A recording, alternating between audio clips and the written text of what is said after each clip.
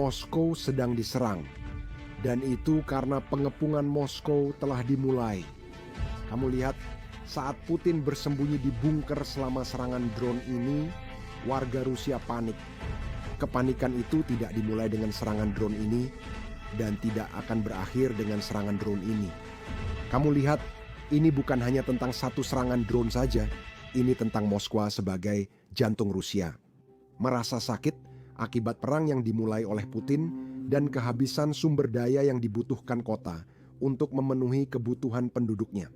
Biar saya tunjukkan maksud saya, di layar Anda, saya punya cuplikan yang menunjukkan orang-orang Rusia mengantre mobil untuk mendapatkan bensin di stasiun pengisian bahan bakar umum. Anda melihat ini terjadi karena Rusia sedang mengalami kekurangan bahan bakar akibat serangan drone Ukraina. Sekarang, ini bukan dari daerah terpencil di Rusia. Ini terjadi di jalan tol Saint Petersburg, Moskow. Ini adalah dua pusat populasi utama. Sebenarnya, ini adalah dua pusat populasi satu-satunya yang dipedulikan oleh Putin. Dan sekarang, bahkan kota-kota ini pun merasakan penderitaan akibat serangan Ukraina. Elit Rusia mulai menyadari bahwa perang telah sampai ke rumah mereka. Dan ini bukan hanya soal mobil mereka. Sebentar lagi, mereka juga tidak akan bisa terbang untuk berlibur. Kamu lihat, sanksi di Rusia sudah begitu parah sampai-sampai kemarin Kremlin akhirnya benar-benar harus memohon agar sanksi diringankan. Dan aku tidak bercanda. Ini yang dikirim Kremlin ke Organisasi Penerbangan Sipil Internasional, sebuah organisasi perserikatan bangsa-bangsa yang mengurus hal-hal terkait penerbangan. Mereka bertanggung jawab atas sanksi penerbangan terhadap maskapai Rusia. Rusia mengklaim bahwa jika sanksi-sanksi ini tidak dilonggarkan, pesawat-pesawat Rusia secara harfiah akan mulai jatuh dari langit. Menurut pejabat Rusia, hal ini terjadi karena mereka memang tidak memiliki suku cadang untuk merawat pesawat Boeing dan Airbus mereka. Jadi, kecuali mereka mendapatkan keringanan sanksi agar bisa membeli suku cadang tersebut, armada pesawat harus di-grounded. Sekarang, saya ingin kalian bersiap-siap untuk bagian berikutnya. Jika kalian sedang berdiri, mungkin sebaiknya duduk dulu. Karena Rusia mengatakan bahwa jika pesawat mulai jatuh dari langit dan warga Rusia meninggal, darah itu akan ada di tangan Perserikatan Bangsa-Bangsa. Itu bukan salah Putin karena memulai invasi ini. Mereka tidak mengucapkan bagian terakhir, tapi berusaha membuat Perserikatan Bangsa-Bangsa merasa bersalah agar sanksi dilonggarkan. Seolah itu belum cukup lucu, kemarin saya sebenarnya sedang berbicara dengan Jenderal Ben Hodges saat pernyataan ini keluar. Jadi saya mendapatkan reaksinya terhadap berita ini. Mari kita dengarkan. Sebenarnya itu poin yang menarik. Baru pagi ini saya rasa karena pertemuan Perserikatan Bangsa-Bangsa akan segera berlangsung. Dan Rusia meminta Perserikatan Bangsa-Bangsa untuk memberikan keringanan sanksi. Mereka meminta keringanan sanksi karena sanksi ini dianggap mengancam maskapai sipil dan keselamatan penumpang. Jadi saya rasa sanksi-sanksi itu memang menyakitkan. Jadi kita memang perlu menekankan lebih keras lagi kan? Itu tujuannya. Armada bayangan seperti yang sudah Anda katakan. Sayangnya ada terlalu banyak celah. Maksud saya bahkan ada beberapa komponen buatan perusahaan Amerika yang muncul di dalam drone Rusia. Jadi bukan hanya perlu ada sanksi, tapi juga harus ditegakkan. Dan kita dan negara lain sebelum melakukannya dengan baik, memastikan Rusia tak bisa memproduksi senjata presisi berkualitas adalah bagian penting dari hal ini. Saya sama sekali tidak punya simpati untuk Aeroflot atau bagaimana. Suaka mau orang Rusia untuk berlibur dengan terbang sementara mereka berada di Ukraina, membunuh wanita, pria, dan anak-anak Ukraina yang tidak bersalah. Jadi itu adalah pilihan prioritas bagi mereka. Jika mereka ingin melakukan perawatan maskapai, oke, maka mereka seharusnya menggunakan apa yang mereka miliki untuk itu, bukan untuk membuat roket. Untuk menyerang kota-kota Ukraina. Inilah dua situasi yang saya maksud ketika mengatakan pengepungan Moskow telah dimulai. Coba pikirkan. Pada zaman dahulu, pengepungan berarti mengepung kota, memutus jalur pasokan, dan membuat penduduk kelaparan hingga menyerah. Nah, itulah yang sedang dilakukan Ukraina tanpa benar-benar mengepung kota-kota Rusia secara fisik. Dengan menggunakan drone, Ukraina menyerang kereta api, persimpangan rel, depo bahan bakar, kilang minyak, dan gudang. Dan tentu saja, kita tidak bisa melupakan sanksi-sanksi yang membuat Rusia kesulitan untuk beraktivitas seperti biasanya. Itu pada dasarnya mencapai semua yang bisa dicapai oleh pengepungan lama. Dan bagian yang menyedihkan adalah warga Rusia menderita karena keputusan Putin. Sekarang, tentu saja kita tidak bisa melupakan serangan drone Ukraina yang terjadi tadi malam karena itu memang memainkan peran penting. Ini membuat warga Rusia tahu bahwa perang itu tidak terjadi di wilayah yang jauh. Perang itu terjadi tepat di perbatasan mereka dan sekarang sudah masuk ke kehidupan sehari-hari mereka. Sehingga mereka harus mulai mempertanyakan apakah semua ini sepadan. Mari kita bahas secara tepat apa yang terjadi tadi malam. Saya tahu ini pertama kali dari laporan ini. Ini adalah wali kota Moskwa yang mengumumkan kepada warga Rusia bahwa Moskwa sedang diserang. Menurut dia, ada 10 ledakan yang terdengar di sekitar kota. Kami segera mengetahui bahwa ini adalah drone Ukraina karena kami mengetahui bahwa langit di atas Moskwa benar-benar ditutup dan penerbangan mengalami penundaan besar-besaran di semua bandara. Sekarang sayangnya ada satu pesawat yang sudah berada di kota Moskwa, tetapi tidak bisa mendarat karena bandara ditutup. Pesawat itu terbang di atas langit Moskwa. Namun seperti terlihat di layar, pesawat tersebut terbang sangat rendah ke tanah. Itu setinggi gedung 10 lantai, menurut hitungan saya berdasarkan jendela. Ini bukan metode ilmiah, tapi menurut hitungan saya, sekitar 10 atau 12 lantai, dan pesawat itu nyaris terbang tepat di atasnya.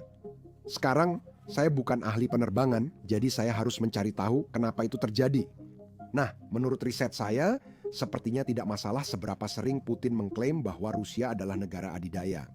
Mereka sebenarnya tidak punya radar yang bagus, dan kita sudah melihat buktinya karena mereka telah menembak jatuh beberapa pesawat sipil, mengira itu adalah drone Ukraina. Saya yakin, kalian ingat pesawat Azerbaijan yang ditembak jatuh oleh Rusia saat Natal lalu. Karena orang-orang Azerbaijan masih mengingatnya, dan mereka masih sangat marah tentang itu. Sekarang, menurut laporan online, pesawat ini diperintahkan untuk terbang di bawah ketinggian drone, supaya Rusia tidak salah mengira pesawat ini sebagai drone dan menembaknya jatuh. Itulah sebabnya drone itu terbang sangat rendah, hampir di atas gedung bertingkat sedang yang mereka miliki. Berbicara tentang drone, mari kita lihat beberapa cuplikan yang berhasil saya temukan dari serangan Ukraina yang terjadi ini. Ini adalah cuplikan drone yang terbang ke Moskow sebelum mendekati sasarannya.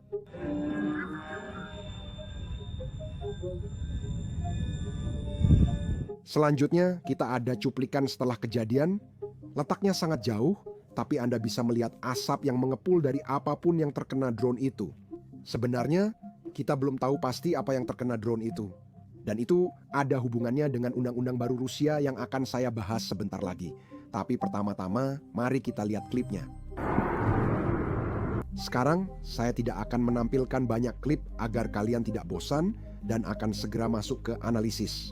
Sebelum itu, saya mau tunjukkan satu klip terakhir.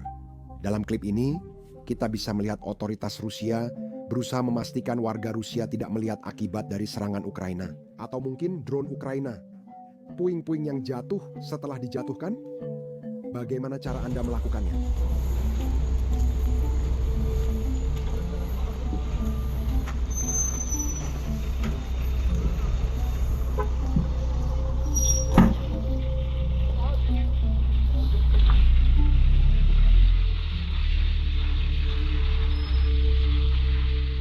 Sekarang, sayangnya, kami tidak memiliki banyak klip bagus dari serangan ini seperti yang akan kami miliki jika serangan ini terjadi seminggu sebelumnya.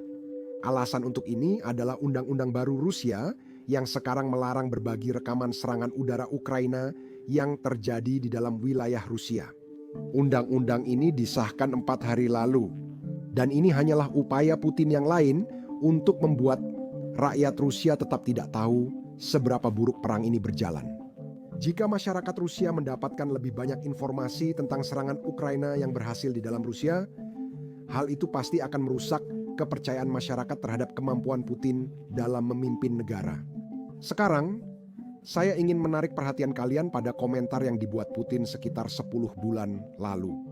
Ini terjadi setiap akhir tahun, termasuk akhir 2024. Dia mengadakan konferensi pers besar, di mana dia pada dasarnya menjawab pertanyaan apapun yang mungkin dimiliki jurnalis tentang Rusia dan kepemimpinannya. Sekarang, di konferensi pers ini, jurnalis asing juga bisa menanyakan pertanyaan apapun kepadanya dengan satu syarat. Pertanyaan-pertanyaan itu sebenarnya tidak disiarkan di dalam Rusia. Pertanyaan-pertanyaan itu hanya dipublikasikan di luar Rusia. Jadi ini murni untuk audiens internasional. Sekarang, British Broadcasting Corporation sebenarnya memiliki salah satu koresponden paling berani di Rusia, dan orang itu adalah Steve Rosenberg. Saya mengatakan ini karena pertanyaan yang diajukan kepada Vladimir Putin, diktator Rusia, bukanlah pertanyaan yang mudah. Tapi secara konsisten, setiap tahun, dia selalu mengajukan pertanyaan-pertanyaan sulit sambil tetap tinggal di dalam Rusia. Selain itu, dalam pertanyaan yang akan Anda lihat ini, dia bertanya kepada Putin bahwa Rusia tidak lagi aman karena perang yang Anda mulai, dan perang yang Anda mulai itu tidak berjalan dengan baik. Apa pendapat Anda tentang itu?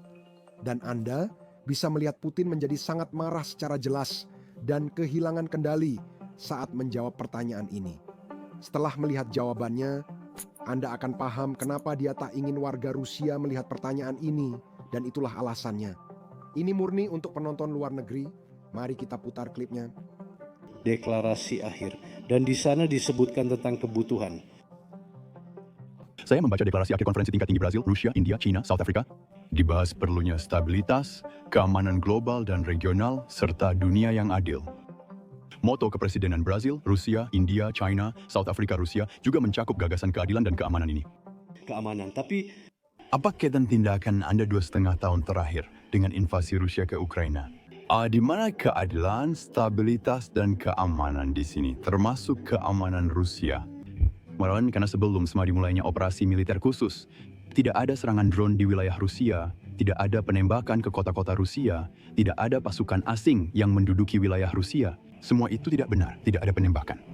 kota-kota Rusia maupun pasukan asing, dan akhirnya Bagaimana hal itu sesuai dengan pernyataan intelijen Inggris baru-baru ini bahwa Rusia ingin menciptakan kekacauan di jalan-jalan Inggris dan Eropa lewat pembakaran serta sabotase?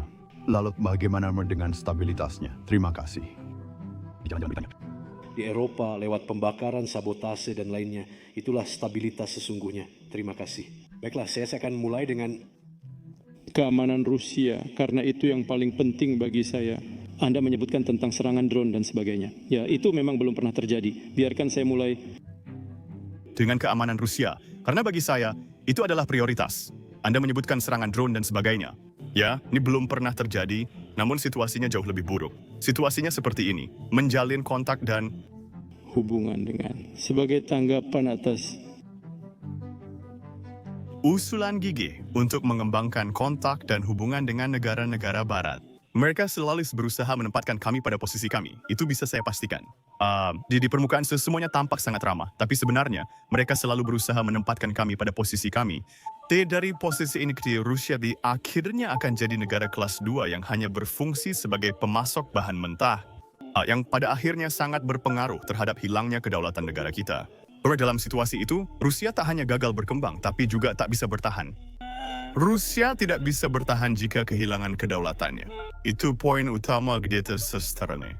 dan Rusia dalam kondisi seperti itu tidak hanya tidak bisa berkembang, tapi juga tidak bisa bertahan. Rusia tidak bisa bertahan dan mengeluarkan Rusia Memperkuat kedaulatan dan kemerdekaan ekonomi, keuangan militer, meningkatkan keamanan, serta menciptakan kondisi untuk perkembangan yang percaya diri di masa depan. Sebagai antara bersemangat ekonomi dan mandiri, dengan mitra seperti di Brazil, Rusia, India, China, South Africa yang menghormati kemerdekaan dan tradisi Rusia, kita juga memperlakukan mereka demikian. Sekarang mengenai pertanyaan tentang keamanan Putin secara umum. Saya sudah berbicara tentang keamanan Rusia. Saya paham maksud Anda, tapi dari segi keamanan, apakah adil jika mitra kami selama bertahun-tahun mengabaikan permintaan kami agar NATO tidak memperluas ke timur? dengan cara yang sama. Apakah adil untuk berbohong di depan kami dengan berjanji tidak akan ada perluasan seperti itu, lalu melakukannya dengan melanggar kewajiban Anda. Apakah adil dari sudut pandang keamanan selama bertahun-tahun mengabaikan permohonan kami yang terus-menerus? Apakah adil untuk bergerak langsung ke wilayah sensitif kami, misalnya di Ukraina, dan mulai membangun, bukan mempersiapkan, tapi sudah membangun pangkalan militer, melanggar? Apakah itu adil? apakah Adil melakukan kudeta negara yang saya sebutkan dalam jawaban sebelumnya, tanpa memperhatikan hukum dan prinsip internasional, serta piagam Perserikatan Bangsa-Bangsa. Mendanai kudeta di negara lain, dalam hal ini Ukraina, dan mendorong situasi ke fase panas. Apakah itu adil dalam hal keamanan global? Menjawab pertanyaan rekan Anda. rekan Anda mengabaikan hukum internasional dan piagam Perserikatan Bangsa-Bangsa, mendanai kudeta di negara lain, yaitu Ukraina, serta mendorong situasi itu? Dan apakah itu adil untuk Melanggar kewajiban Organization for Security and Cooperation in Europe terjadi jika keamanan satu negara barat mengorbankan keamanan negara lain. Kewajiban yang telah diambil dalam Organization for Security and Cooperation in Europe, kami bilang jangan lakukan ini? itu melanggar keamanan kami, namun mereka tetap memperluas NATO. Apakah itu adil? Tadi ada keadilan tersedia, sedang kami ingin mengubahnya. Kami harus melakukannya karena ini melanggar. Perluasan wajib demi keamanan kami, mereka tetap melakukannya. Apakah ini adil? Tidak ada keadilan di sini. Dan kami ingin mengubah situasi ini, dan kami akan mencapainya. Nah, Syedipo, jika kamu pernah